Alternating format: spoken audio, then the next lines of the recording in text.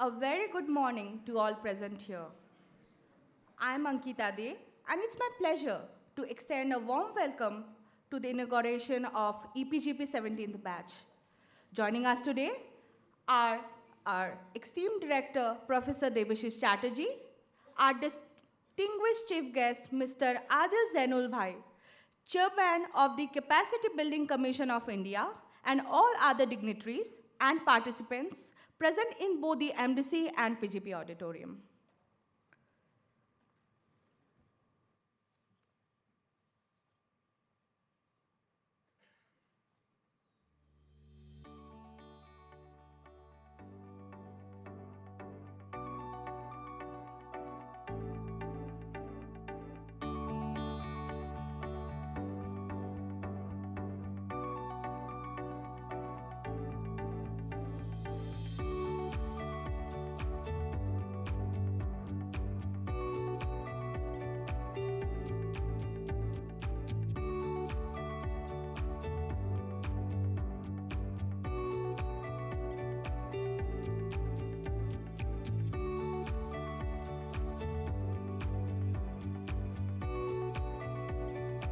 Quality with which the sessions are delivered is just phenomenal.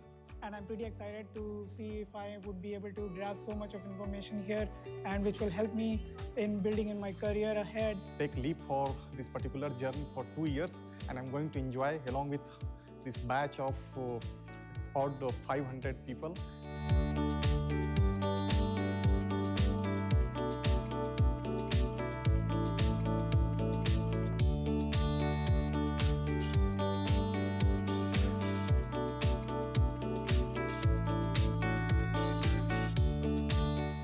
Just in this 1 week of campus immersion, I was able to change my thought, my whole outlook towards how a certain entity needs to operate. Absolutely amazing.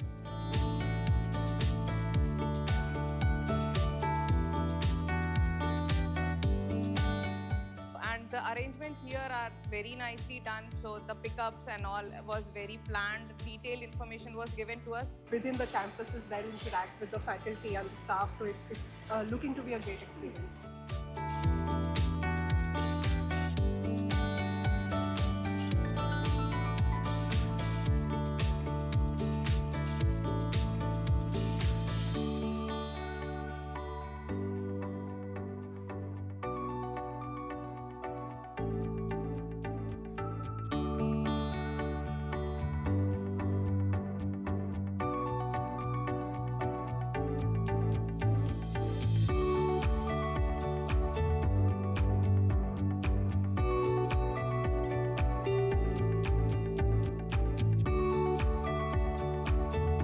Everything was so apt and detailed, like we never had any doubt before coming over here. Everyone is so helpful and it's such a great experience.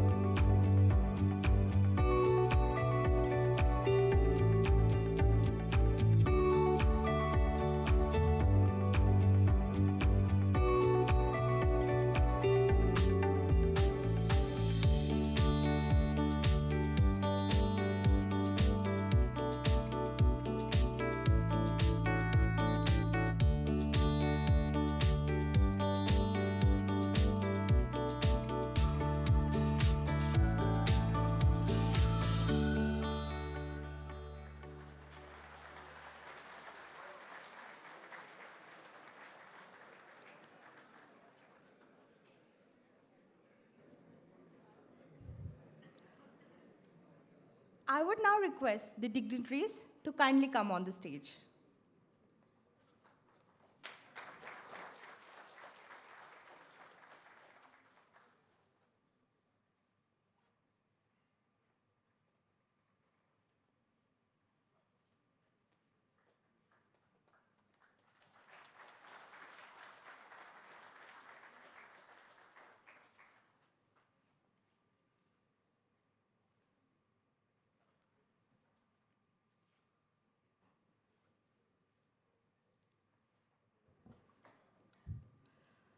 I would now request everybody to please rise for the invocation, which will be followed by the lighting of the lamp.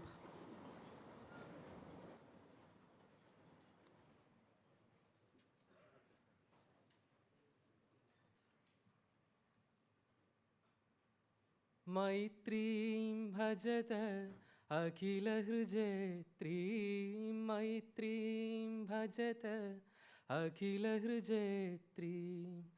आत्मवदेव परानपि पश्यत आत्मवदेव परानपि पश्यत युद्धं त्यजत स्पर्धां त्यजत युद्धं त्यजत स्पर्धां त्यजत त्यजत परेष्वाक्रममाक्रमणम् त्यजत परेष्वाक्रममाक्रमणम् मैत्रीं भजत अखिलहृजयत्रीम्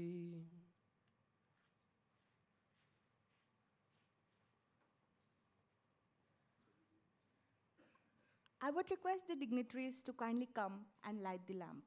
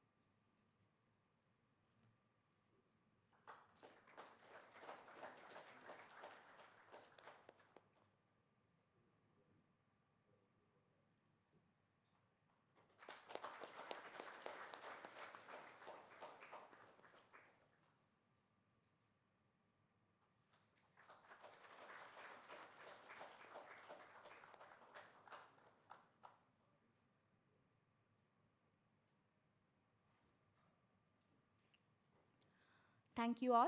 Please be seated.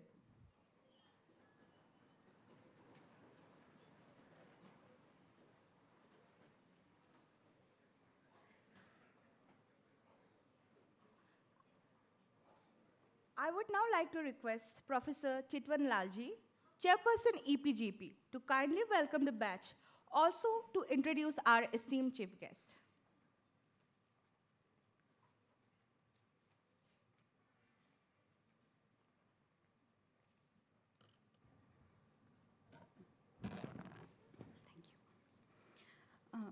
Professor Debashish Chatterjee, Director IIM Kozhikode, our Honorable Chief Guest, Mr. Adil Zainulbhai ji, Chairperson Capacity Building Commission of India, Professor Deepa Sethi, Dean Outreach, Executive Education and Internationalization, Professor Rajesh, Dean Programs, and my colleagues, my friends, and all the EPGP 17 participants, the bright stars of the day today. A very hearty and warm welcome to all of you. I take this opportunity to welcome the cohort of 548 participants to the inaugural ceremony of the 17th batch of the EPGP program. We earnestly wish that your visits to our beautiful and oxy-rich campus will help build your relationship with your batchmates, orient you into the culture and rigor of our EPGP program, and refresh fond academic memories. Since the inception of the Executive Postgraduate Program in the year 2001-2, with a one-year course on synchronous interactive distinct learning mode, the EPGP program has come a very long way, carving its niche in the Asia-Pacific region in the last 16 years. The program is the second older program offered at the Indian Institute of Management, Kozhikode. The interactive learning format allows participants to have flexibility to choose their classroom centers in their cities of residence or at work, facilitated by our technology partner, Times Pro team. Without allowing participants to compromise on their professional commitments, the program takes the classroom to the students and the participants while trying to uphold the quality of the management education that IIM Kozhikode is renowned for. Many schools have replicated the concept Yet, we stand out with a very vibrant and diverse participant profile. The success sutra for this growth is not solely resting on us. It happens with a unique academic rigor from our side, which meets your passion, your aspirations, and your dedication. The participants present here today have been selected from a rigorous admission and selection process, and this EPGP 17 batch is special for various reasons. We have a cohort of 548 participants. Nearly 40% are in the age band of 24 to 29 years. Nearly half the batch are of age group 30 to 39 years, and 88% are of the age 40 and above.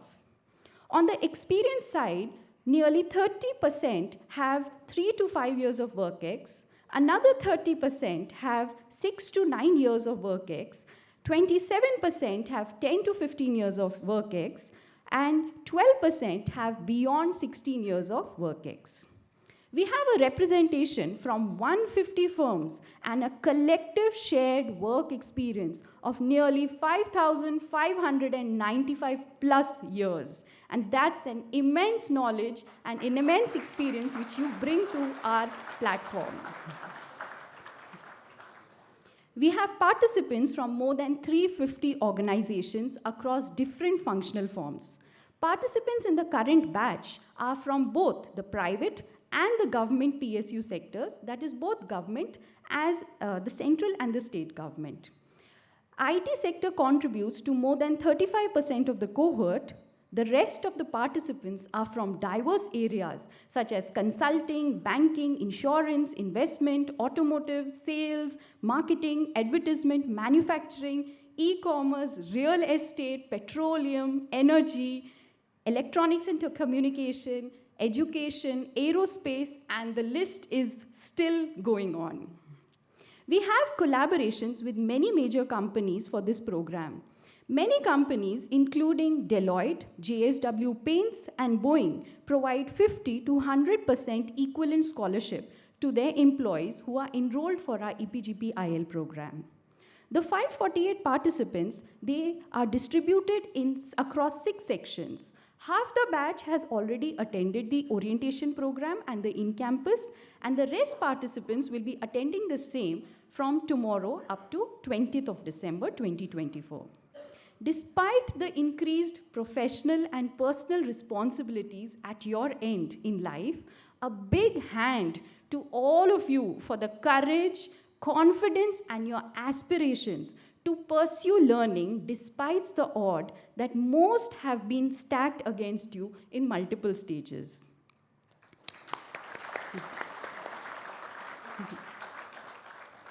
I'm sure that with some prior planning, you can balance your family, your profession, and your academics smoothly. Without compromising on the rigor of the program, we hope you help maintain a healthy rhythm. Just like our presidents, you are our brand ambassadors. Your learnings and how you apply it at your workplace, not only today, but probably 10 or 15 years down the line, and the values to your professional trajectory and to our EPGP program will contribute to the brand ambassadorship of our institute. IIM Kozhikode participants, all of you at IIM Kozhikode, all of us at IIM Kozhikode are with you in your academic endeavors. May my best wishes and heartiest welcome to all of you.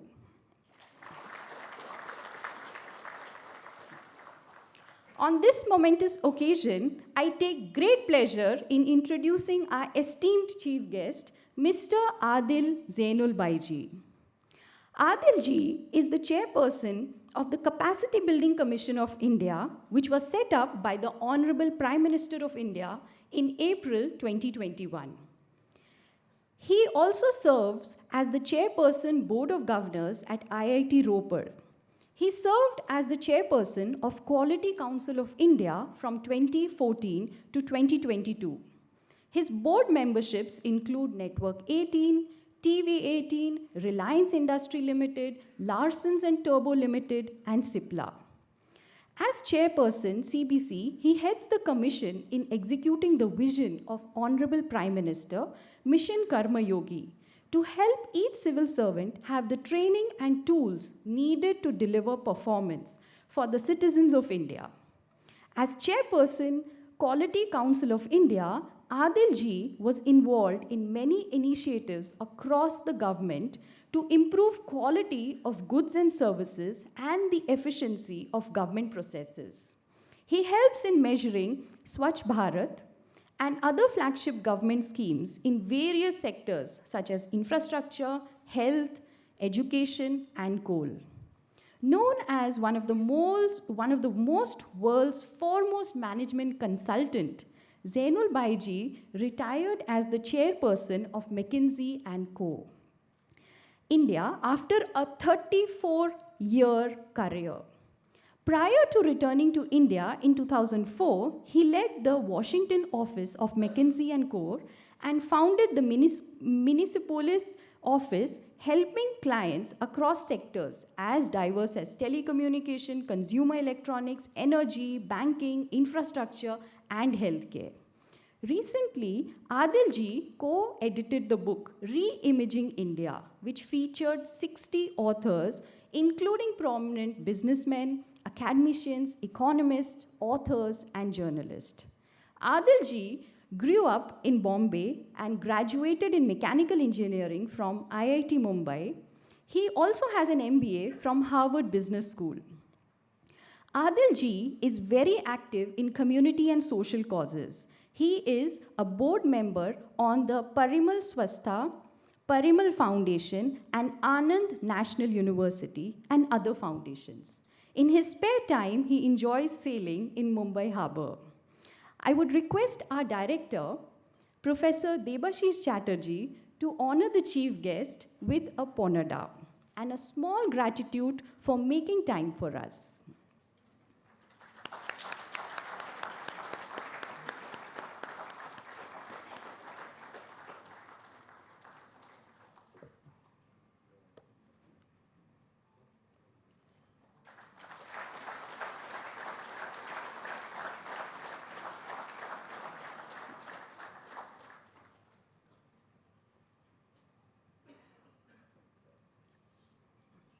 Thank you.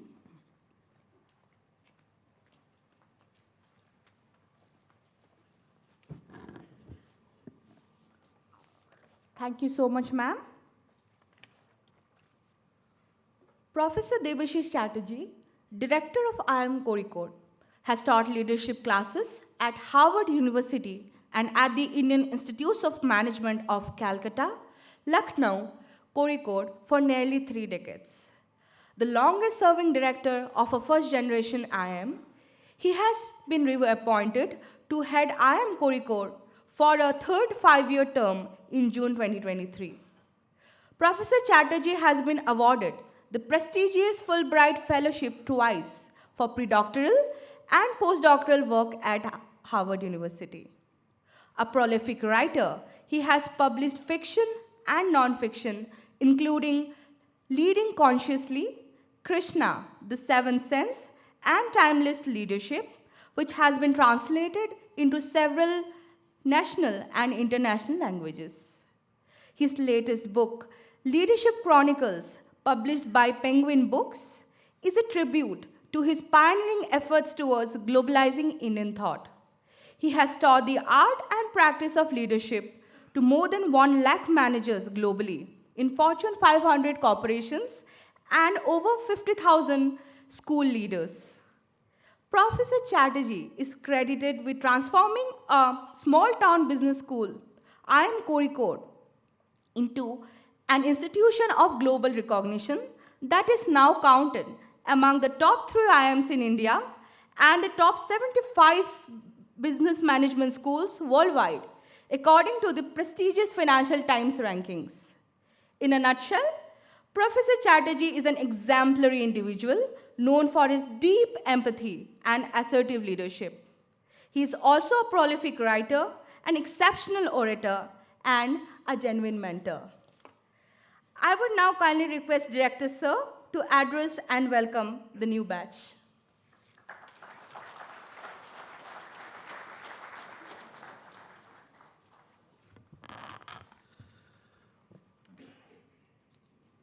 So, cohort 17 EPGP, how's the energy? Then how's the Josh? The Josh is a better word than energy, right? And so I think a very good morning to you. Good morning. This is like the first year of a program. By the time it's the second year, the mornings become a little duller. You know, but nevertheless, let's catch the drift when the wind is strong. And so my privilege it is to be able to usher you in to this extraordinary space of creation of knowledge and transformation of knowledge workers and individuals. This is a significant milestone for IIM Kozhikode as we continue to raise the bar in executive education. I'm deeply honored that we have Mr. Adil Zainulbhai ji to be part of this. I mean, he's an iconic consultant. The fact that he has decided to be here despite his extraordinary schedule, which got cancelled once in a while, and we were scared because we couldn't afford a chance to lose him. His professional career was read out before you. I don't need to embellish the gold with a little touch of gold plating. I don't need to do that. His invaluable contribution now in the second half of his life in Korea is on governance, and the way he's transforming Indian PSUs is something that you need to know a little bit about, but you can always search for him on Google, which will give you a more elaborate view of what he's done. But he has one distinction, that the extraordinarily broad range of definitions of his career and success was told out. She missed something very important, which is Adil ji was the chairperson of the selection committee that brought your director back for a third term. Now, if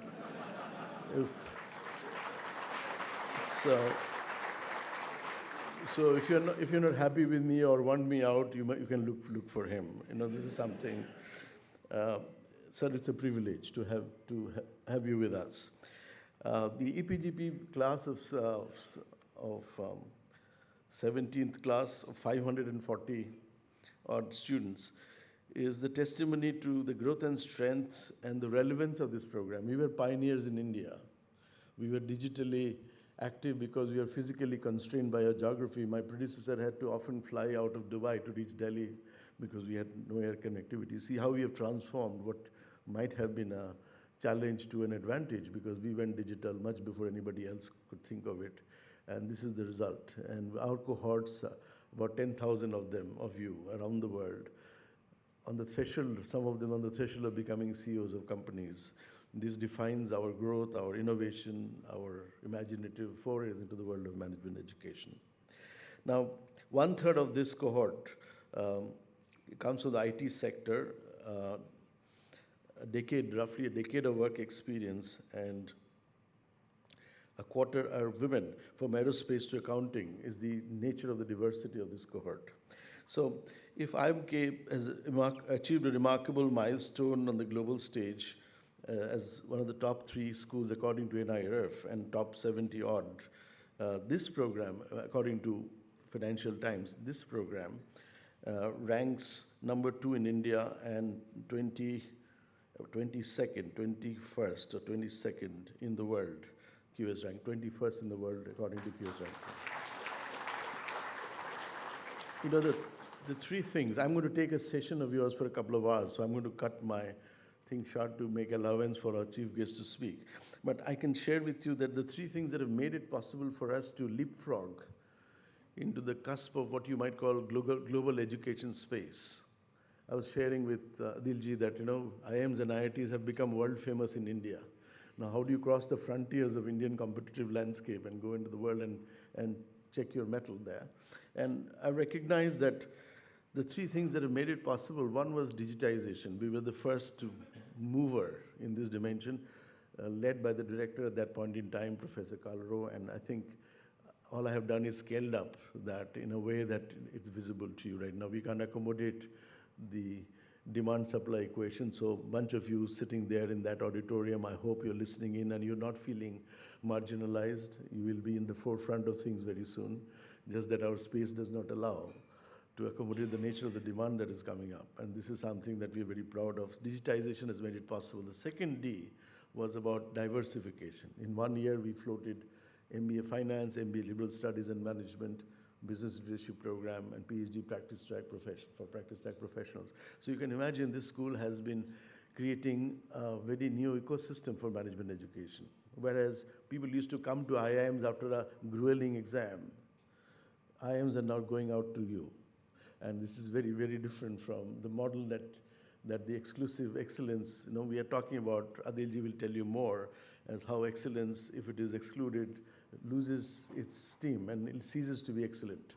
Unless it informs the ecosystem about what excellence is all about and connects people at large, managerial talent at large, then it becomes a fortress, ossified fortress of learning rather than a laboratory of experimentation. India is a vibrant democracy, 1.4 billion people, a managerial talent pool that runs to millions. If my cook, my waiter, my maidservant is not able to raise the standard of their service to global standards, we cannot be a global institution. So you can see every space in this institute is an aspiration, is a striving, is a stretching towards those global standards. I can't claim that I have succeeded, but I have tried my best to present to you a campus, an ecosystem that mimics what the world at large would like to believe as a global standard. So there are 3 insights I'm going to share with you. Because the chief guest is a very erudite person, I'm sometimes scared whether this will be meaningless for him. But for me, 55,000 hours of experience tells you that this room is full of capability, which you might not ignore. 55,000 hours of corporate experience sitting here as of today. Now, how do you make sense of this experience and expertise?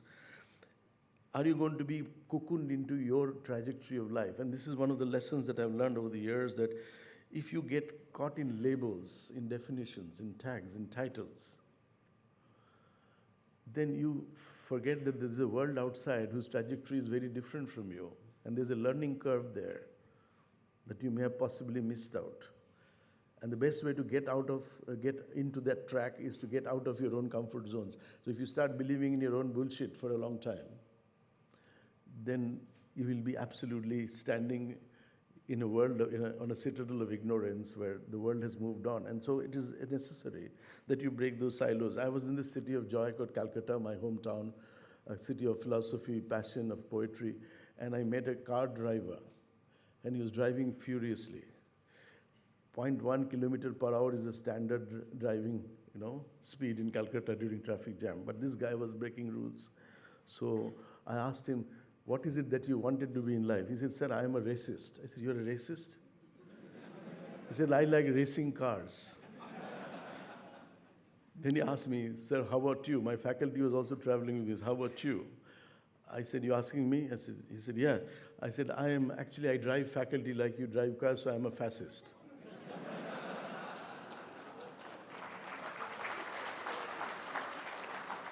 And then he pointed towards my faculty and he said, sir, how about this person? He said, sir, he is actually in charge of marks and remarks, so he's a Marxist.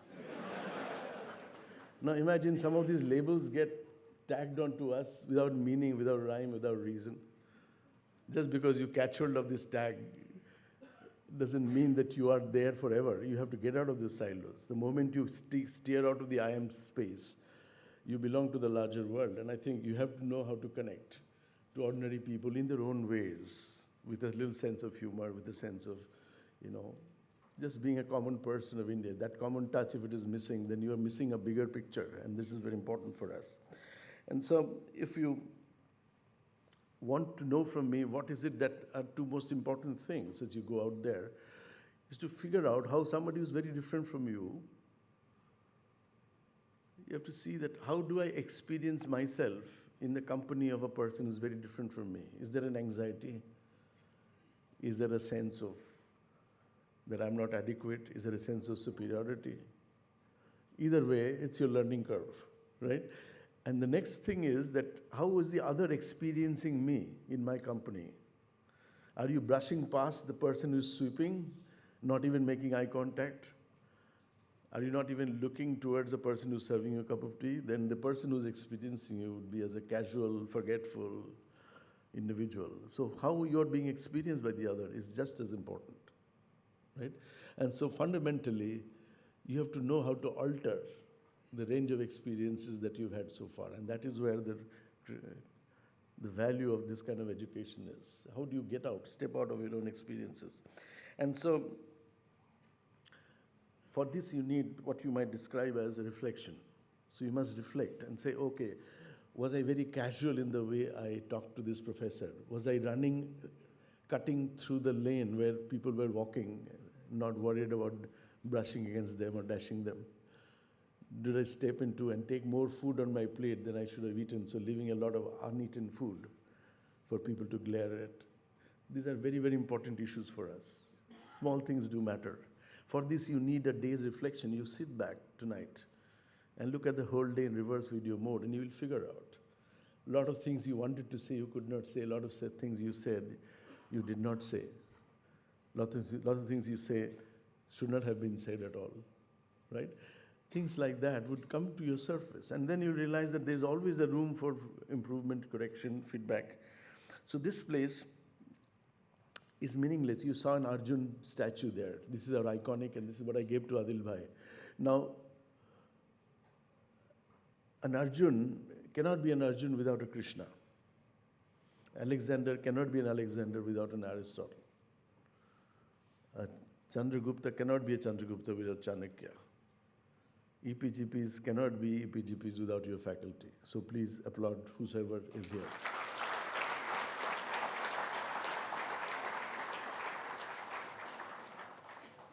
The second thing is that you'll be paid not because you got an IIM tag, you'll be paid because of the quality of your judgment. Your promotions will come from judgment. You know, I'm reminded of the fact that good judgment will only come from a framework of values. You make roughly 30,000 conscious choices in the course of a day. This is the basis of your judgment. So you're making judgments, let's say a few thousand judgments in the course of a day. Have you ever wondered where are they coming from? Are they coming from an autopilot mode, or coming from a frame of values that you've internalized so much so that you know what to do, what not to do? It's a split second, which means every 3 seconds you're making a critical decision. It's not, it starts with tea or coffee, to bribe or no bribe, to finding a shortcut or doing the right thing. I have a story that Adil may remember. This is from the Harvard Business School. There's a Baker Scholar Award that's given to graduates, and fully 5% of the graduates get this award. So it's a very prestigious award, and it opens the door for your subsequent career. And there's this individual who has been informed that you've been awarded, you are in the top 5%, the Baker Award. And he's elated. He's absolutely, it's like getting a gold medal from this program. He's very elated. And he looks at the thing and his marks and all of that, and he adds them up, and he said, according to the addition, he's not supposed to be a Baker Scholar. There's been a mistake there. Now, if any one of you were sitting here in this place, you'd have thought, okay, it's a mistake that Harvard has made. Why should I be accountable for it? I might as well pick up my award. This person went to the registrar and whosoever was administering and said, look, sir, there's a mistake. It looks like there's a calculation mistake. I shouldn't be getting this. And he did not get it. But during commencement, the dean announced that this was an individual who gave up the reward. And everybody who got the award, including his batchmates, stood up and applauded. What were they applauding for? Good behavior? Honesty? No. They were applauding for good judgment. Because this guy is going to make the right kind of judgments for a company. And he got hired by the best. So fundamentally, what you call good judgment is based on a framework of values that you have to diligently cultivate. And this is a space where you can start thinking about it. This is a space for reflection. I have another story to share with you, which is very equally important, and then I'll share with you an Indian story and a Japanese story, just to prove the point. This is a global thing. This is not just a... And so this is a gentleman called Roberto Gazzetta. He is the CEO of Coke. And one of the vice presidents is sharing this story with me. He says, look, they decided to abandon classic Coke as something that's not doing well in the market. And this is the old lady who heard this in this announcement in the newspapers, and she wanted to meet the CEO. Gazetteer was opened, and this lady came and said, look, you cannot take away Coke just like that. Coke Classic is a part of my memory from my growing up. I own that brand. You don't own it. Now, if you have to make a decision, then you have to consult me, because, it's about how can you rob me of my memory without consulting me? And Classic Coke was kept intact. It was not. They created other brands, but it was kept there because for them, sustainability of the brand did not depend on just the product. It depends on the consumers of the product. So who you are, what capabilities you bring to the table, what would be your contribution. Let it be vetted by the recipients of the value, not what you say. You have to step out of your autobiography and allow people to do that. The third story I want to share with you, going to be equally important, is from India. There was Cyrus Mistry who had invited me to Tata House, and his friends shared a story with me. He said, when this pavilion in Madhya Pradesh was built, Bidharva Stadium was being built, Mistry said the pavilion, the thing doesn't look very good. The stadium looks good, but the pavilion doesn't look good. So we should do it in our own way. He said, but the contract doesn't talk about pavilion at all. Let's bypass that. He says, no. At our own cost, we'll build that because this will be an iconic stadium and our name will be associated with it. Even if it is not part of the contract, it is my job to give this to you. So you can see that you step out of your comfort zone because there's a set of values that are driving your decisions. And my final story in this will come from Japan. I'm in a sushi restaurant, Kandani Sushi Restaurant. My wife and I step into it, and when we look at the menu card, we are absolutely astonished. Look at the price, humongously priced. How do we afford this? Nevertheless, to save our face and the face of the country, we said, go ahead, let's order 2 dishes, and we did. The first one happened to be seaweed. The second dish was octopus. And now I can't enjoy octopus without feeling, you know how you feel. And so, of the 10 in that sort of thing, of the 10 courses, I could barely eat about 4. And when the bill came, I was more astonished to see that the bill was on only 1/8 of the menu price. So I asked this girl who was serving, why is it so less? He said, I charged you for what you enjoyed, not what you ordered. This is a decision. This is a decision that you make not from a book. You make a decision based on a framework of values which actually believes the customer does not come first. Customer can come second, third, or fourth, but it's a human being who always comes first. And the human being knows that if you have not consumed the value of something, you should not pay for it, right? Finally, you have to have a long-term view of life. Very importantly, long-term view of life. So our view of life is described in our value system, which is Satyam, Nityam, and Purnam. Authenticity, sustainability, and fulfillment. And we have a vision that stretches to 2047. And you would understand that a long-term view subsumes our day-to-day obsession with what you might call quarter se quarter tak in the corporate language. Our obsession with standing up to the quarter. When a retailer is selling something, the retailer is thinking of a day. The wholesaler is thinking of the week. The entrepreneur, the manufacturer is thinking of a whole trend for years to come. Now, longer the vision, the more you see the nature of the enterprise and its sustainable creation of value, which is what business is all about. And so we created a vision called 2047. I remember that we had sent this little document to the Prime Minister of India. It was a coffee table book created by 2 of my colleagues and I, and a response came from Mr. Narendra Modi and Ms. Mamta Banerjee. One of them offered me a job, the other offered an advice.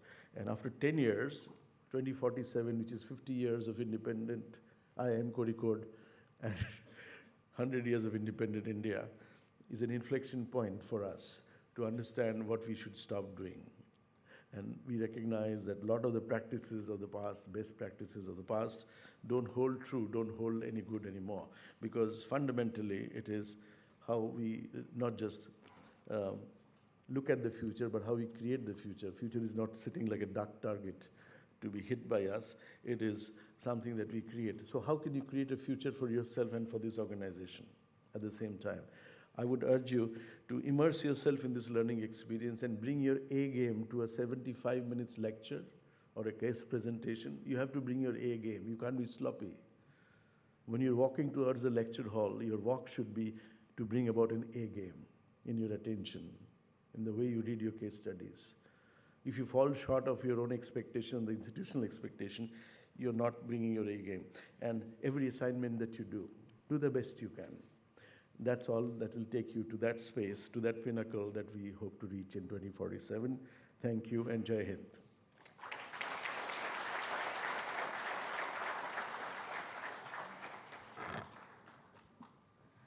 Thank you so much, sir, for enlightening the participants with your golden words of wisdom. I now request our chief guest, Mr. Adil Zainulbhai, Chairman CBC, to deliver the inaugural speech.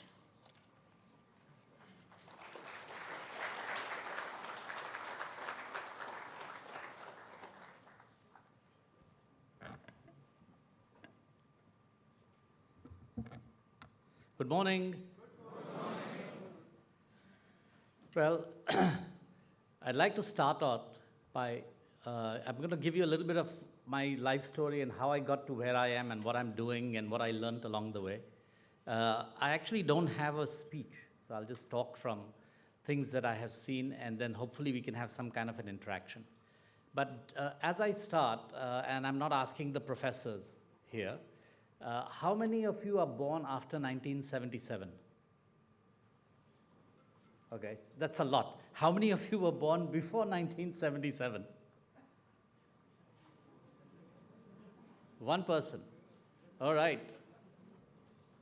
So I graduated from IIT Bombay in 1977.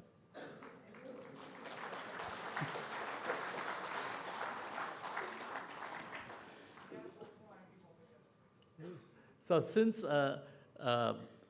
you were not born before 1977, you may not have a very good idea what it was like in 1977. Okay? Actually, most of you have got very good jobs today. You graduated from wherever you did, universities, IITs, etc. And you all had good choices of jobs. In 1977, India was going through a very bad time economically, and actually there weren't many jobs available. Actually, the best jobs were very few, and so a lot of us wound up going internationally, or if we got a job, it would be at an L&T at that time, or Hindustan Unilever, which was one of the best jobs. None of the IT companies that you all are at existed at that time. Nandan was still at Hostel 7 or something in 1977. So a lot of what has happened, a lot of what you are seeing today is a function of what came out of India and how India developed over the last 40 years. And I want to talk a little bit as I go ahead about the next 30 or next 25, when you'll be leading companies and other very large organizations. So I graduated from IIT, and it was a wonderful, it was great to be there. And at that point, all of us had to think a little bit about what do we want to do. Do we want to work? Do we want to do a master's somewhere? Do we want to do an MBA somewhere? And unlike what I saw from many of our kids who are graduating today, I didn't have a spreadsheet to see which was the better choice and on what criteria could you decide what to do. It was just sort of a very instinctive thing. So I sat for GRE and I sat for my GMAT. And I applied to a set of schools, and I said, well, let's see where I get in. And I got into Harvard, and I got into MIT, and I had to decide whether to do engineering or business. At that time, since you're at IIM, of course, you know all about the beauties of going to a business school, etc. But at that time, hardly anyone from IITs went into business. There was only one or two people who had gone there, and they seemed to have done well. And so I decided on the spur of the moment that it would be a good idea to go to a business school. So I would never get in today, because today most business schools require 2 to 5 years of experience, or 7 or something. And I went directly from IIT. But anyway, so I wound up at Harvard. And, you know, I'd never done a case study in my life. And I sort of never understood what a case study is. And, you know, one of the wonderful things about teaching at Harvard, which I'm sure, Professor, you've done, is that you get to call on people in the class, which is, I think, a wonderfully powerful thing you can do, right? It scares the heck out of everyone. And so I think on the first day, for some reason, the professors have this very finely honed sense of who is vulnerable. Right? So they look around the room and they say, oh, you look too confident. Forget it. I'm not going to call on you. You look like you spent 20 hours doing homework, so forget you. You look like you're jet lagged and you haven't read the case. Okay. I can see that this is going to be fun. And so anyway, the first day I got called on and it was kind of a nightmare. I learned my lesson to be prepared. I actually had not prepared, and so it was a wonderful experience. And you know, you think about all the wonderful professors they have at Harvard and all the great courses they taught. And if you ask me what did I learn at Harvard, among my top 3 lessons was be prepared. Right? It has nothing to do with the curriculum. It has to do with, as you said, you know, your life experiences that teaches you something. So anyway, I learned how to be prepared. I graduated from Harvard in '79. How many of you were born before '79? In those 2 years, anybody other than that one person? 2, oh, wonderful. Okay, so 1979 was a very bad year in the US. Okay, so I had this great distinction of being, you know, in very bad years when I graduated. For those of you who may not remember, who may not have read, it was the year that oil prices went from $3 to $30. There was huge amount of inflation in the US. Things were a mess. And so here I have what, in retrospect, are probably the 2 best brands you can get, right? IIT and Harvard, right? 2 great brands which we now look at and say, wow, that's worth a lot. I was rejected by 99 out of the 100 companies that I applied to. So here I was sitting in the US, no money, looking for a job with the 2 best educations you can get, great brand. I wrote to 100 companies and only 1 offered me an interview. So today when I go to many IITs and IIMs and they complain about placements, right? You don't have to go through it because you're in the middle of your career, but I hear people complain about placements all the time. I give them the story about, it used to be called, if you got a letter, it was not email, because we didn't have emails in those days. If you got a letter that said, we're sorry, we are unable to offer you an interview, it was called a bullet. You can imagine why. And I had the entire wall of my room wallpapered with bullets. So every morning I'd get up and say, well, I think there's a little space here, there's hope. There's one place where there's no bullet. Anyway, so I got interviewed at McKinsey and joined them. And it was a wonderful place to be at. Those of you who are in consulting firms, some of you are in consulting firms? Deloitte, I saw somebody from Deloitte. Anyone else from any consulting firms? Okay, so at that time, the IT firms didn't exist and the consulting firms were relatively small. To give you an idea, McKinsey had 700 people in 1979. Today it has 45,000. I think Deloitte in consulting had nobody, and I think today it's 150,000 or something. Whoever's here from Deloitte can tell me what the real numbers is. And in a sense, I point that out to show how much the world has changed. And all your assumptions about when you graduate, about what the world will be like 20, 30, 40 years from now, could be very different than what it actually turns out to be. And so that was my second lesson that I learned in the first few years at McKinsey and also from HBS, which was, doesn't matter what your GMAT score was, what your GRE was, whether you're a Baker Scholar or whether you are, you are 9.5 on 10 from your IIT or silver medalist or gold medalist. You don't know everything. You actually think you do. And you get, when you, all through your school years, you've been at the top of your class and you've gone to some of the best schools, you always think you're great. And actually you don't know. The world evolves in ways that have nothing to do with you. You are not that central to the world. The world will evolve independent of how good you are or what you are. And therefore, the ability to adapt to that, I think, is what matters enormously. And so as you see my career, you'll see a little bit about adapting. So my experience when I left India was so bad, I said I'll never come back. And every link I had to India, I cut. You know, properties sold, bank accounts shut down, planned on never coming back. I was in the US for 25 years, had absolutely zero intention of coming back. I have a US passport. My kids were born in the US. They went to school in the US. They went to college in the US. They have outrageous American accents. So did I, but you know, it's gotten better over time. And you know, in 2004, there was an opportunity to come back to India to run McKinsey India, which was you know, in a situation where they needed a senior person to come. And it looked like India was going through a growth spurt. And so, you know, I thought 3 of my children were going off to college. I said, you know, maybe this is a good time to try something. So I decided to come to India for a few years, 5 years. You know, here we are in 2024, 20 years later, and I'm still here. And if you had said, could you have predicted? Many people ask me, can you give me career advice? You know, I should do step 1 here, then I should do step 2 here, then, you know, take a jump and go to this other company and become project manager there, and then become vice president here, and what's the pattern? Or what should I do so that I have a, you know, well-planned career?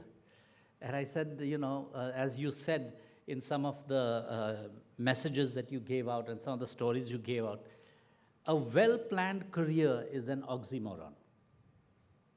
Anyone knows what an oxymoron is? Okay, it is an oxymoron because it means that you are not dependent on what happens. You know, the world is going to change around you in dramatic ways, and if you're not going to react to it and just plan it that dramatically, you'll never get to where we are. So all my life, I've had great opportunities, which brings the other way of saying you should be, you know, don't plan out everything is, I never thought that my success was due to what I did alone, and that the element of luck or whatever else you call it in any other language or in any other religion or in any other system of philosophy plays a huge amount in who you are and what you're going to become. So as an example, if I had not, if I had not had 3 children going off to college in 2004, I would not have come to India. And in 2006, 7, or 8, that opportunity may not have been around. So, you know, what is that? Is that planning or luck? Or, you know, it couldn't have been planning. I didn't plan it 20 years before. And I think opportunities arise. That if you are in the right place with the right skill sets at the right time, you can grab those opportunities and do amazing things with it. So I'll come to my next set. So anyway, fast forwarded 25 years at McKinsey, went well. It came to India, headed the India office for 10 years. It was a wonderful time. I'm sure you all were born in the 2000s, right? So you were still around in the 2000s, just a little bit? Okay, good. So 2000s were an amazing time in India.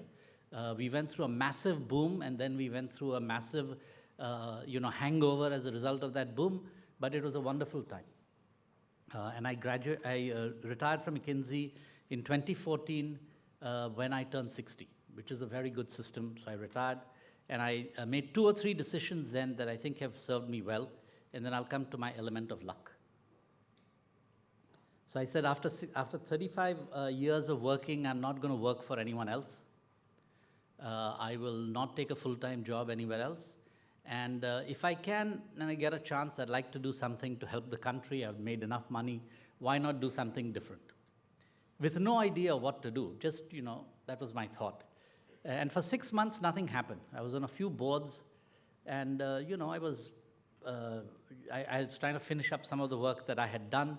I was working on boards, and one day, when I was on vacation, my secretary from McKinsey calls me and says, there's a Secretary of the Government, Amitabh Kant. I don't know, many of you must have heard of Amitabh, right? If you haven't heard of Amitabh, you're not on social media. Okay. So he used to be secretary of DIPP, and then he was head of the Niti Aayog, right? And then Sherpa for G20. So Amitabh called, it's like 5 times. She called me and she said, you have to call him back. They've been calling like crazy. I was on vacation with my family and children and 1 grandchild. And so I said, I'll call him back. It's, you know, it's fine tomorrow. So anyway, I called him back and he said, well, PM has nominated you to be chairman of Quality Council of India. Okay. No, I don't, before you clap, before you clap. First of all, I had never heard of Quality Council of India. Okay. Has any of you heard of it? Probably not. It's a very, you know, government-y kind of thing to improve quality. And maybe you heard of it now, but I can guarantee you in 2014, nobody had heard of it. So I said, what in the world is this? And Amitabh is the most brilliant salesman in the world. I don't know if you run into him, but he's, you know, it's a great thing set up by Government of India. It's an autonomous body. Ratan Tata was the first chairman, and Venu Srinivasan was second. I mean, he just, you know, rattled off all of this. So I said, well, you know, sounds interesting. How much time do you think it'll take? I'm quite busy. And he said, well, you're chairman. I mean, you know, what do you do as chairman? Attend some board meetings, 10 days a year, tops. Okay? So I said, 10 days, you know, I can fit in, no problem. I said, but, you know, why am I being chosen for this? Because I have no connection to this at all. It turns out, and I found this out later, this is what my element of luck, right? I found out about this later. I had known the PM when he was chief minister. I'd gone and met him a couple of times from McKinsey, talked about various ideas. And the chairman of QCI is appointed by the PM. So the way things work in government is somebody does a lot of work, they put a paper together that says, here are 3 people that we are recommended by CII and FICCI and various other people. They send those names and the PM picks one of them. That's typically how these things work. So apparently they sent a list, I had no idea. PM rejected all the names. And he said, oh yeah, that Adil guy, you know, why don't you call him? And who knows why on that day, my name must have come up or something, but he just sort of threw it out and said, call him. And so that's kind of how I became chairman of Quality Council of India. Would never have thought, you know, that anything like this would have happened. So I got a chance to do this. Of course, everything Amitabh told me was wrong.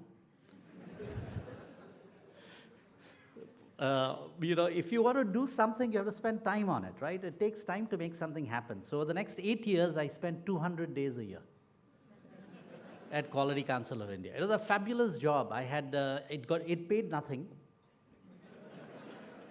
right? It had visibility, so, you know, anyone from any secretary to minister to PM could call and say, what in the world are you doing?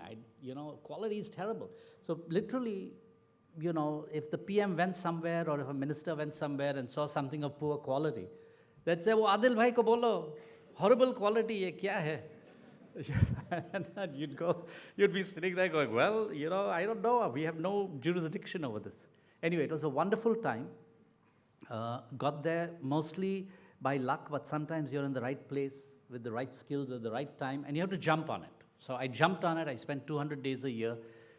We changed everything about it, including we hired about 500 young people to help us do this. And I think it made a big difference. So anyway, I was doing this merrily, you know, saying, listen, this is crazy. I can't spend 200 days a year. And then I got a call from PMO. I'm coming to my current job, okay? So don't worry. I'm getting there. I got a call from PMO that said, you know, this part-time stuff doesn't work anymore. You have to, we need you full-time. And I said, you realize I'm spending 200 days a year, right? I mean, it is sort of full-time. No, 200 days, you know, what is that? You know, it's like you have to be 24/7 is what we expect. So anyway, so I said, listen, I can't, so they were setting up this capacity building commission, which I'll come to in a second. And we want, you know, are you available in case we ask you? Because it's typically how it works, you know, because they don't want anyone to turn them down. So what they'll do is they'll say, if it is offered, will you accept? By the way, we may not offer it. right? So it's a little bit, and so I said, listen, I can't do this, because I have three older parents at home. My mother-in-law was 100, my father was 95, and my mother was 90. And they were all staying with me in Mumbai. I said, I cannot move to Delhi, and I have all these people here, and forget it, I cannot do this full time. So I said, okay, fine, we asked you, you said, it's not available. 3 weeks later, I get a call saying, you have to join, and if you want to live in Mumbai, you can live in Mumbai, that's fine. And if you want to spend part-time, you can spend part-time, that's fine. I said, so what happened? So apparently they put the file, and when they put the list of names, when it went to the PM said, where is Adil's name on this? Last time you had his name on it. So they went through this whole explanation of why this wouldn't work, and he said, you guys are idiots. There is work to be done, he will do the work. How he does it is up to him. Why are you telling him how to do the work? So just forget all this and go ahead. And so that's how I wound up as chairman of Capacity Building Commission. Now let me take you back to when I left McKinsey, and I said, I will never work for anyone else, right? So that's out of the window. I will never work full-time, out of the window, right? And here I am doing Capacity Building Commission. So now I want to spend a few minutes on that because it'll tie, it'll tie all of these things together. I believe it is, okay, let me ask you the following question for everyone. Have you ever complained about how inefficient the government is or how useless the government civil servants are? Come on, be honest. Okay, good. I would, if you didn't, you would be very strange. Okay, so this is something that everybody holds. And on many fronts, they're right, but then in every country in the world, everyone has the God-given right to complain about civil servants. Okay? So even in Singapore, which is rated as the best civil servants in the world, people complain incessantly about Singapore civil servants. Okay? So that's a little bit of it is given. But I think PM's idea was, how do we help make civil servants more effective? How do we build the capacity in them to do what is required to build India up, to get us to Viksit Bharat, right? And he felt that internally they couldn't do it. So we had to do something from the outside.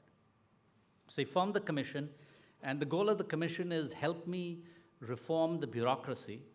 So we went, so when he appointed us, there were 4 of us, we said, I don't know, we've not dealt with, we don't know how to do this for the bureaucracy. So we went and talked to 100 people around the world, professors, civil servants, citizens, heads of people who've done lots of research work on this, heads of companies, HR heads of companies. We talked to 100 people to say, what do you think we should do? We have a blank sheet of paper, what do you think we should do? Anyway, so we made, we learned from this, and we went back to present to the PM what we were planning to do. And, I don't know what got into me that day. I got up and I said, sir, we need your guidance. We've talked to 100 people. 50 people think that unless you change everything, you can't change anything.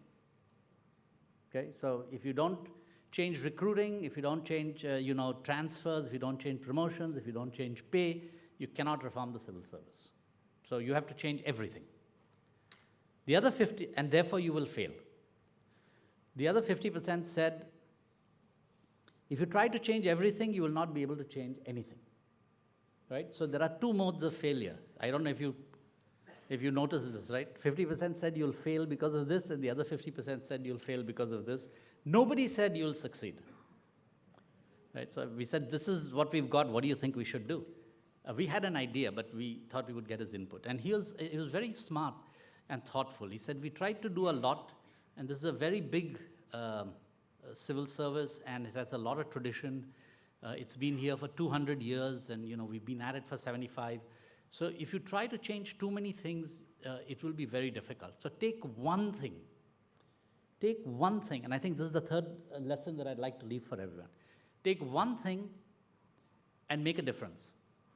And if you do that, then you will have earned the right to do something else and something else and something else and something else, and you'll be able to change many things.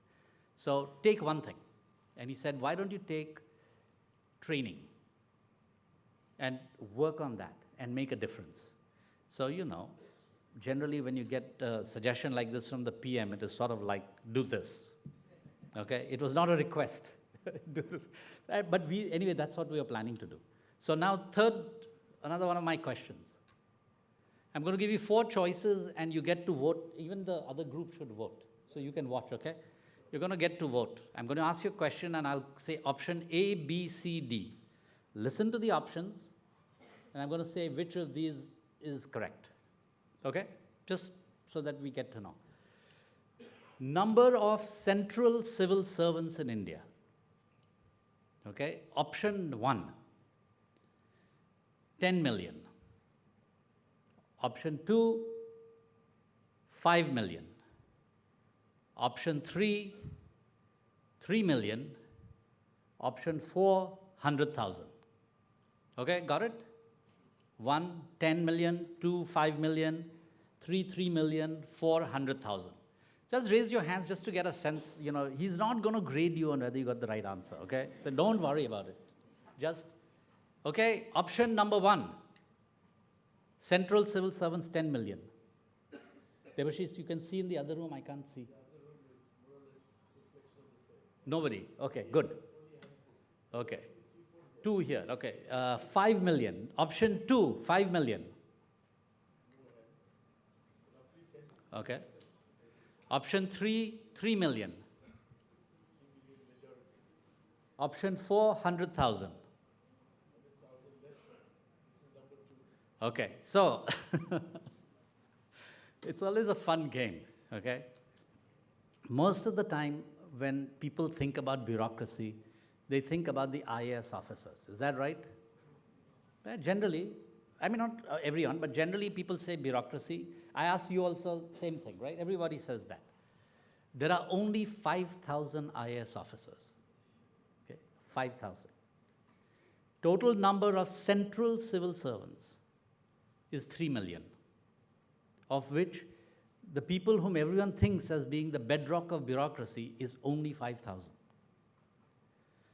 Out of the 3 million, 1 million is railways because it's a central service. 1 million is the CISF, which are the people who frisk you at the airports, and CRPF and others, and 1 million is everything else. Everything else central is 1 million.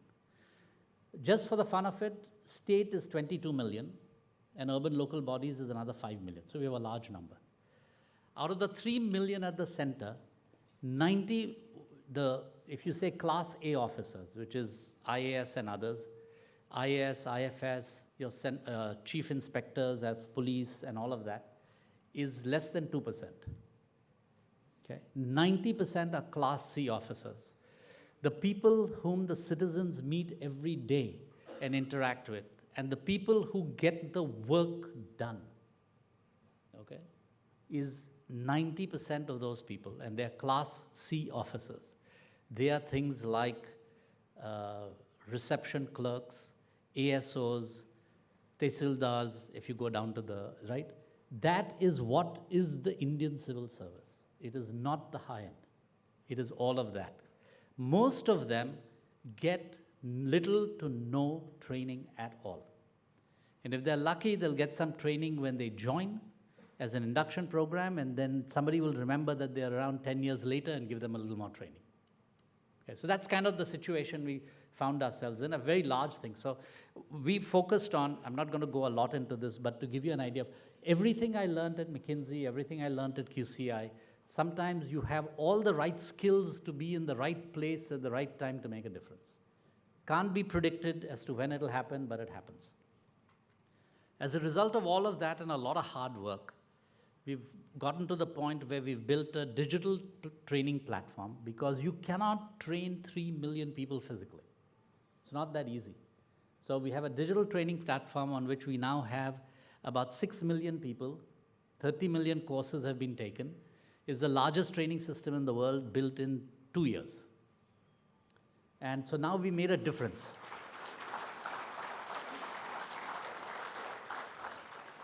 And honestly, it was built because a set of people who came from outside the government did it, with some government help. If it had been purely government, it might not have happened, right? So, I can talk about it endlessly, but I don't really want to talk about it except to illustrate two things. One is,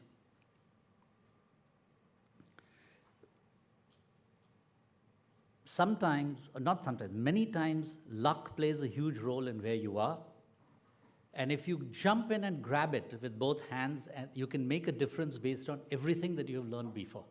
Had I not been at McKinsey for 35 years, I couldn't have done this. Not me, but our team couldn't have done this. If I had not been in the US and India, I couldn't have done it. Okay? And if the PM had not decided to take a punt on giving it to somebody like me instead of someone else, we might not have done that either, right? So sometimes many things come together. It's not all because of us, but we have to be very humble that it's based on luck. So I wanted to give you the story. Sorry, it's taken a little bit long, so you can see kind of where I came from and, and what I've done to date and how it worked. I want to end with just a few minutes on the future. Okay? It is very, very unusual if you look across countries' development across the world, that an entire country engages on what will the next 25 years be like. Typically, some very smart people sit back and say, okay, we've calculated it out and this is what it should look like.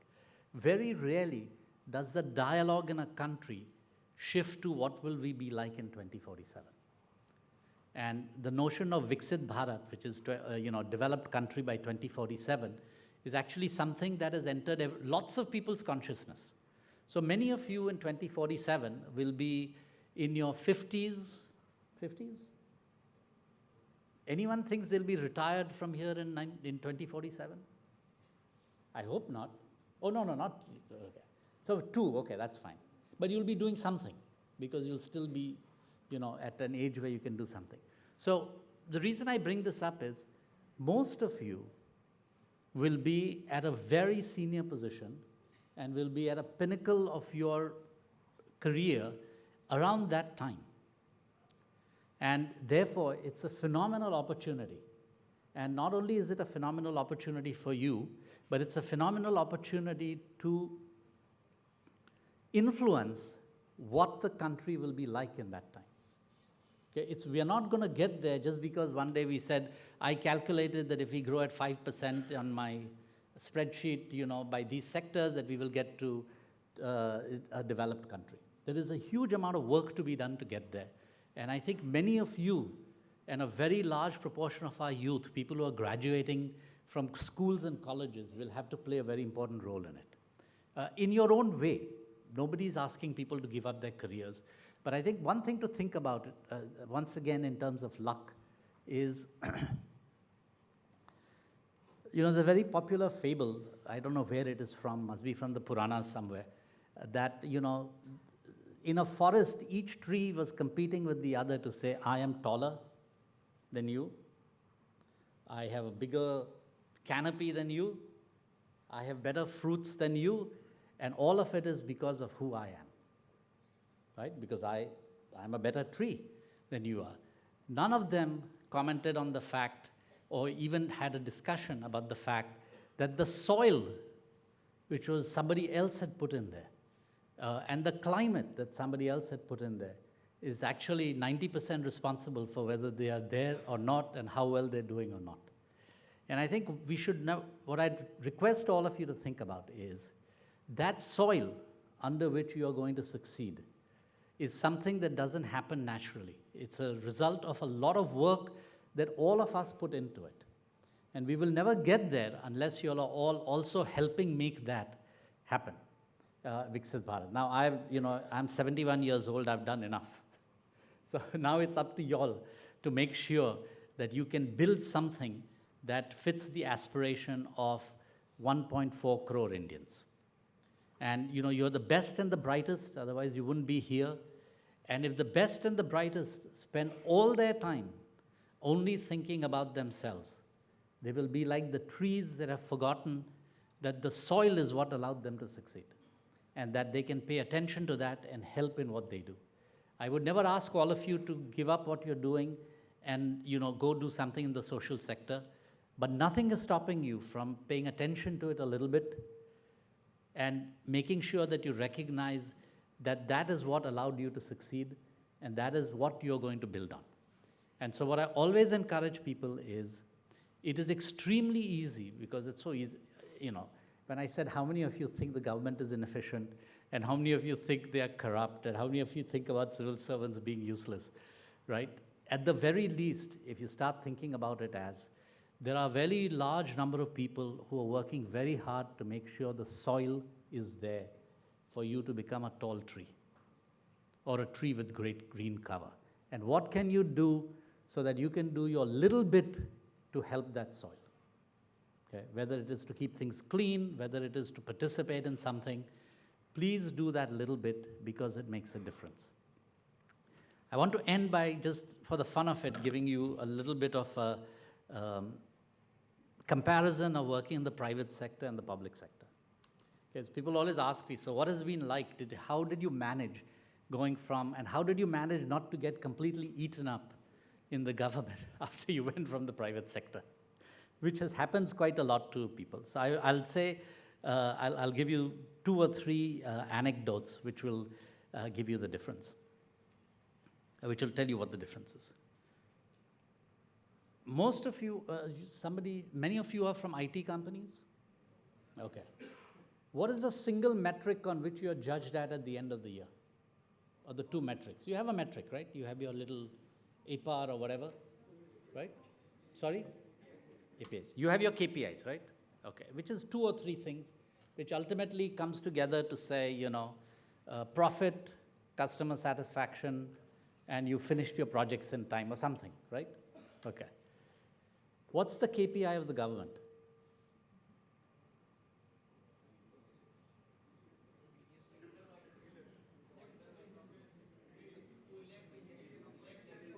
Yeah. It is, so this is a very interesting thing. At the end of the year, you can look at your Infosys stock price and your profits, and you can see whether you had a good year or a bad year, right? There are 2 or 3 metrics that everybody works towards. It's very tough in the government to work to a single metric, right? Because I can manipulate that metric, but do many bad things as a result, right? So if you want me to balance the fiscal budget, no problem, right? But maybe 1 million people will starve, right?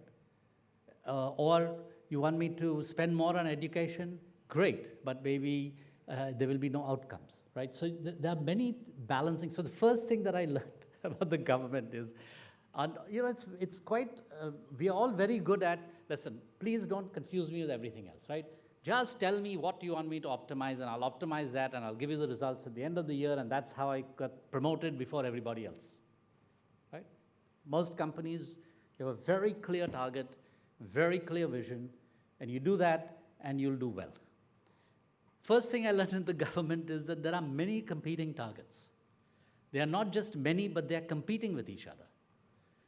And therefore, how you balance it, and actually no bureaucrat can balance it. It's a political balancing act. The people balance it in a sense, right? So tomorrow, if I decided that fiscal stability is the most important thing, I can cut down 800,000 crores of subsidy for free food for 800 million people. It'll balance the budget. You know, our deficit is gone. And how would you balance that against what it does for a large number of people is not a decision that an individual or a bureaucrat can make. It is a political decision, because that's what people are elected for. So the first thing I learned is you better understand that the targets are different, the things you try to balance are different, and don't take a very hard stance, because we may not understand what are the other pressures on people to do it. So I think that was one interesting and different thing. Second thing is, today, since we always complain about the government, we forget that when I went there, I realized that there are some amazing, amazing people who are working ridiculously hard. So what is the most, I'd like you to think back in your companies and say, who is the hardest working senior manager you know? Just think in your mind. I'm not going to ask you to raise your hands in anything, okay? I'm going to give you the example of 2 senior managers in the government. You tell me who they are. No, I'm going to tell you who. I'm going to give you a description, and then you can say. First one hasn't taken a day of vacation in 10 years, works 18 to 19 hours a day, doesn't watch movies, doesn't go to parties, and is thinking constantly about the job. Right, right. Ever seen a person in business do that? So I think the first notion of that people don't work hard, we should kind of, say it's the same. In fact, some of them work ridiculously long hours. If you ever saw the schedule that somebody like Amitabh Kant has, you would be shocked at the level that they do, and they don't have many of the creature comforts that everyone has, and they certainly don't get paid anywhere close to it. So I think that was the second thing that I learned is, like everywhere else, there are very good people who are working incredibly hard and are incredibly motivated, and there's no sense. So you want to find those people and work with them. Not everybody does it, but find those people and work with them was the second. And that's common even in companies. But in companies, often if somebody is not working very hard, you can just bypass them or do something. In the government, it's a lot more difficult to get rid of people. So that complicates it. And I think the third thing is, many books have been written about, purpose-based leadership, right? Where you have a very strong purpose, and that is what drives the company, and that's what drives the individual. This is something I want to do. And that is what drives it and allows you to live with all the irritations that come with a job in life, et cetera, right? So you've all read about this. What I realized is that in government, the best people are more purpose-driven than in any other area. Because for them, the purpose is, if I can get 5 million girl children to go to school, it changes the nature of things in a state. And that is a huge purpose for which people will dedicate a lot of their lives. And so they have a built-in reason to do purpose, and if they can do it, that makes a huge difference. So I'll end on those three, and then I just want to say one thing to all of you, which is, I think, like everything else, we often have words, as you said, fascist, Marxist, etc., carry a lot of negative connotations. And in many of our minds, the word bureaucracy and government carries a lot of negative connotations, which we know. And I just encourage you to think about the other side of it, right? And when you see it, it is a wonderful thing to behold.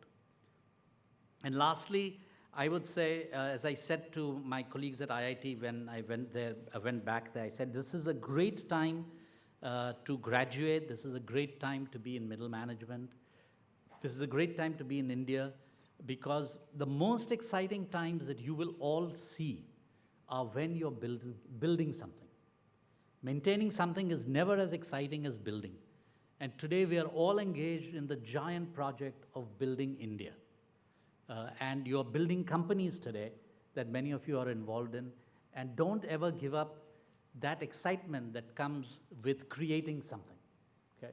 By the way, 80% or 90% of all infrastructure in India that will be there in 2047 hasn't yet been built. If you want to talk about creation, 90%. So you can have an airport close to you by then. So this is a great time to be young. This is a great time to be in middle management. Please don't miss the opportunity. Thank you.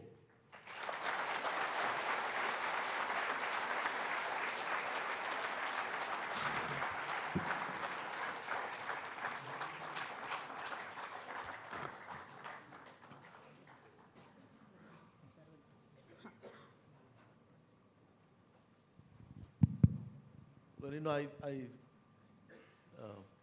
I thought I should tell you how important it is to look at this insight when somebody who's at the height of his professional power and capability and competence is CEO of McKinsey, decides to turn around and look at the government and discovers that there's a sea out there beyond the island that was not sort of visible. So there's two giant institutions, business and government. You're sitting in the middle of a public institution created by the government of India. And you have to understand these two giant institutional spaces rarely get to meet, either in terms of discourse, in conversations. But when they do meet, some magic happens. And you could see from this spontaneous, insightful commentary on when these two giants meet, the cusp of this meeting point is a sea of possibilities. And all he did is urge you to embrace that little space that you probably overlooked, all right? And so this was one of the best speeches. I don't want to flatter him because he's already recruited me, so I don't get anything more. So I can always say that this is the most insightful speech spontaneously delivered that I heard, and it deserves what we describe here as a 16 inches applause, which means your hands have to be separated by 16 inches, and they come together in an applause that is audible to the other auditorium as well. So can we do that? Thank you. Thank you.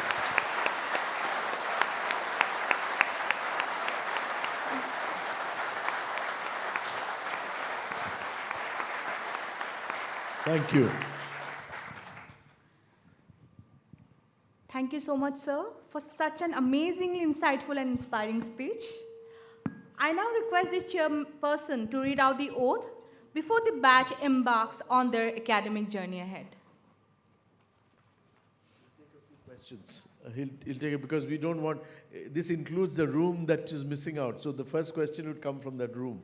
Please raise your hand and ask that question. First from this room and then we'll come here. Anybody who has a question for Adil ji? Or any one of us, that's fine. Please raise your hand. Let's start from here then because there's no hand coming up there. Is somebody there? Okay, let's start. Yeah, we'll start with you. Yeah. Hello, Please identify yourself. Tell us your name. Hi sir. Myself Abhishek Saxena. I have come here from Bengaluru and I work in Nokia at the moment. So my motive for joining this program was to gain the expertise and gain the knowledge that is necessary, because as you have said, it is a great time to be in middle management and to be in India for building India. So I have one question that for young people like us, how can we get into the public sector like you got into the government planning? So how can we get into that sector from a young age? Because by the time we will reach that age, 50 or 60, I think the world would have moved a lot around us. New technologies might have come. So at the current pace, what would be the idea if we want to get into the government programs to provide our inputs from the start? And it's a very good question, and sometimes the government doesn't make it easy for people to participate. But I think now we are trying to make it much easier. So let me give you 3 examples, and there are many to get involved, right? Many governments at the ground level are engaging people from companies to help them on different projects part-time. Okay? So you could do that. Like for example, they have, in Maharashtra, they have a set of people who work with the CM fellows to make things happen in their districts, in their villages, or at a broader level, number 1. Number 2, actually, I have a slightly orthogonal view on this, right? Which is the best way for you to help India, independent of whether you're working for the government or not, is to do an absolutely brilliant job at your current job.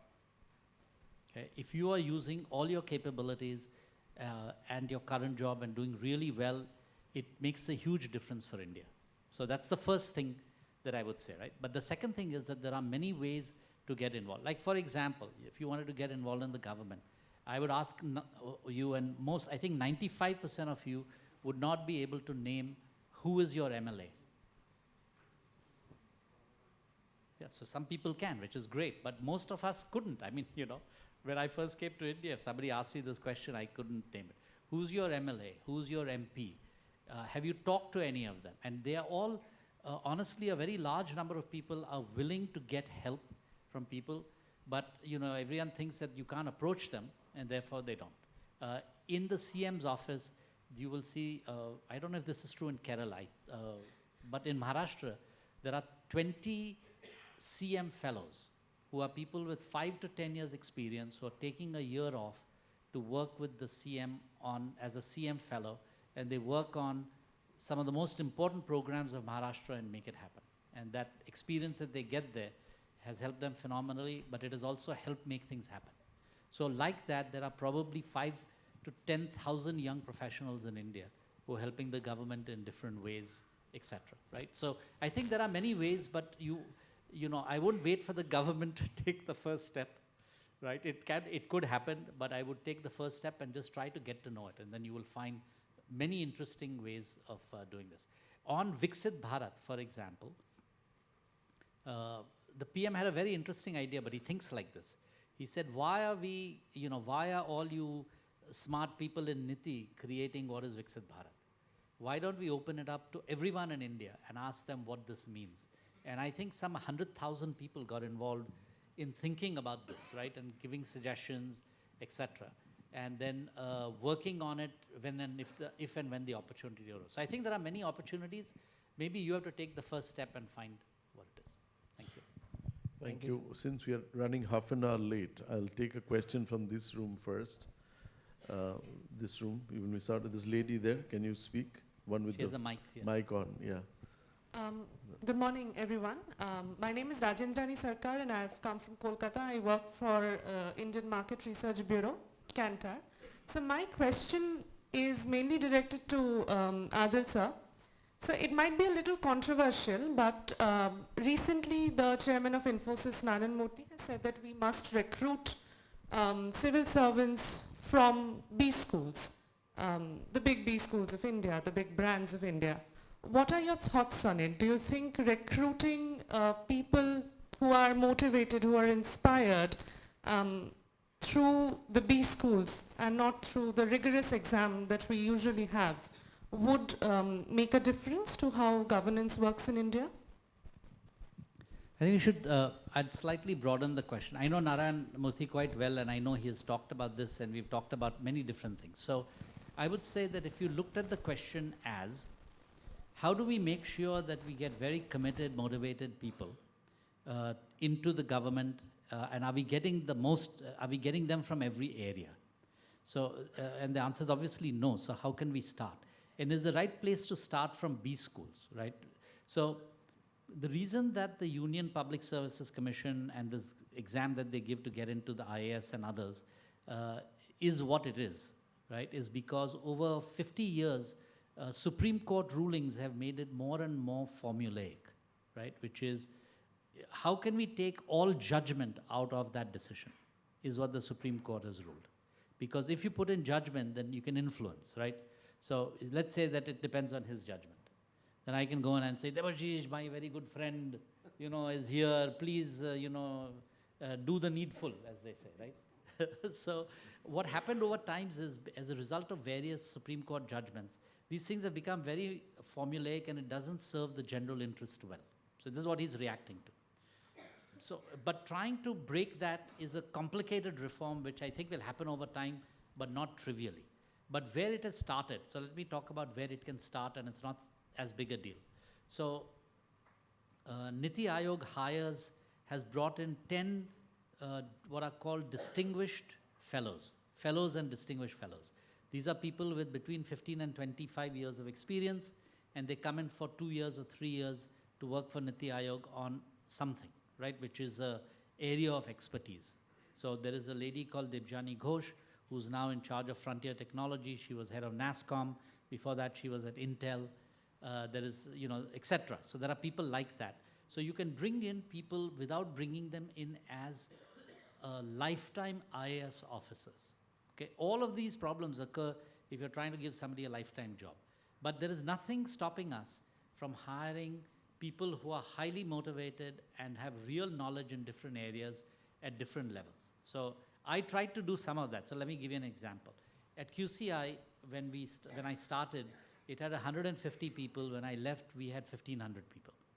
Out of the 1,500, about 900 were young people who graduated from tier 2 and tier 3 cities. They were not the cream of the crop. Most of them might not have gotten into, you know, through the best exams, but because they were from tier 2 and tier 3 cities, they were smart enough, but they were extraordinarily committed to doing something, right? And so we got a large number of them. Niti Aayog now has 500 young professionals. etc. Right? So I think there are many different places where we can bring in different kinds of committed talent. I think the point you raised, what Narayan was saying was committed. We can bring in committed talent to do it. We are bringing in, I think we are expanding over time the number of people from business schools who get into the central public sector units, where they're not bound by some of these Supreme Court judgments. So what happens is, let's say you hired somebody from business schools tomorrow, following the most rigorous process, right? Let's say the way Goldman or McKinsey would interview them, they go through 20 interviews, it's fabulous. The first person who didn't get that job will go immediately to the Supreme Court and say this was a biased way of hiring people and shut it down, right? Because at the end of the day, people were making judgments, right? So I think I always listen to what Narayan Murthy says and pay a lot of attention to what he's saying, but generally I don't take him literally. Okay, because the point he's raising is a very valid point, right? But you know, to take somebody literally, they'd have to have a good understanding of the outside world and how the government works and how to make it happen, right? So yes, his broad point is perfectly valid, and we should work to doing that. But the literal thing may not be doable in the near term. I'm afraid we have to bring an end to it. We have a session back to back. And all the unanswered questions, I'll take it from where he has left it. His time and our schedule will not permit anymore. I feel very bad about that. It could easily have been a Q&A session completely. But all good things will have to have a terminal point. And on this note, over to you, to the MC, whatever we have to do. Thank you for those questions, though. Thank you so much, sir. I now request the chairperson to read out the oath before the batch embarks on their academic journey ahead.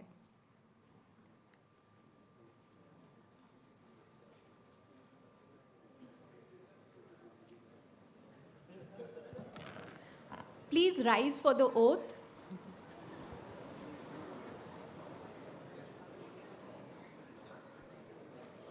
I will say my name in the oath. Please replace my name with yours while you take the oath. I, Chitwan Lalji,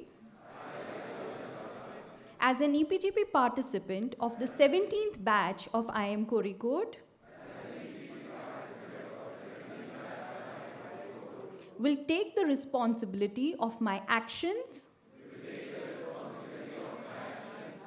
and be accountable for its foreseeable consequences. I will hold every human being in high regard, acknowledging the inherent differences, honoring the rights of others to be treated with dignity. I will act with utmost integrity and pursue my work upholding the highest ethical standards. I pledge, I make freely upon my honor. Thank you. Please be seated.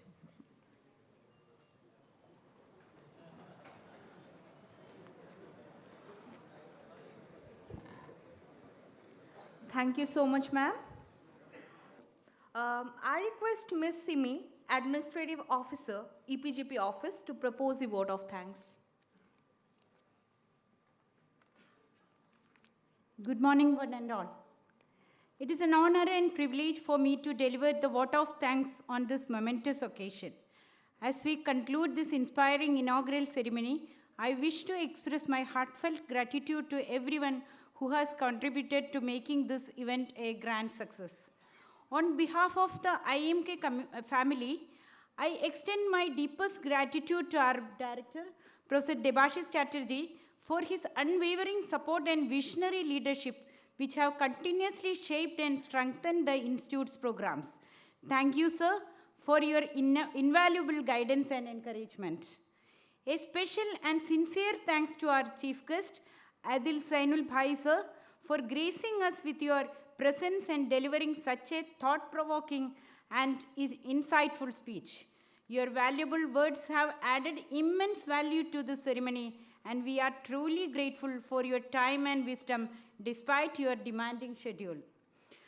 I would also like to express my profound appreciation to our Dean, Outreach, Executive Education and Internationalization, Professor Deepa Sethi, for her inspiring words and steadfast supports for the EPGP program. Your encouragement has been instrumental in motivating and guiding all of us.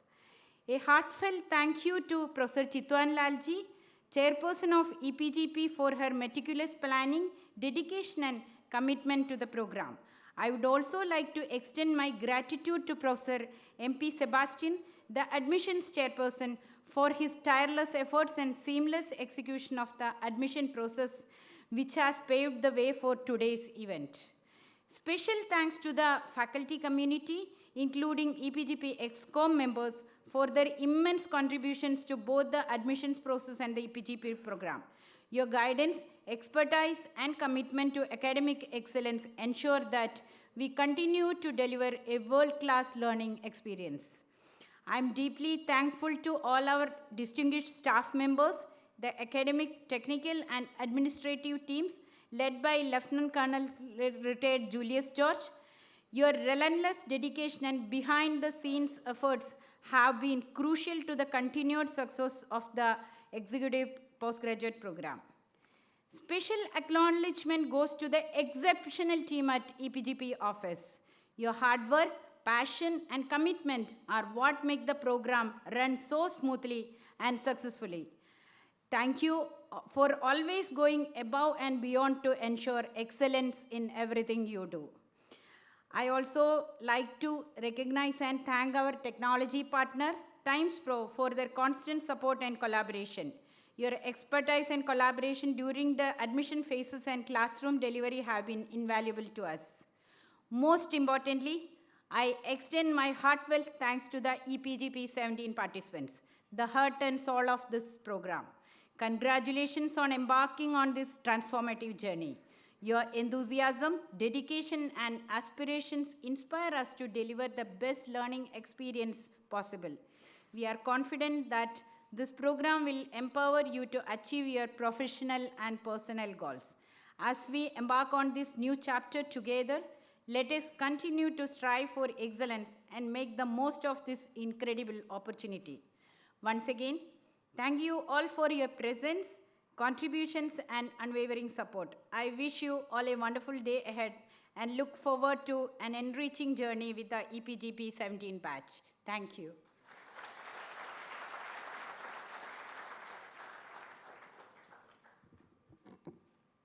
Thank you, ma'am. May I now request all of you to please rise up for the national anthem.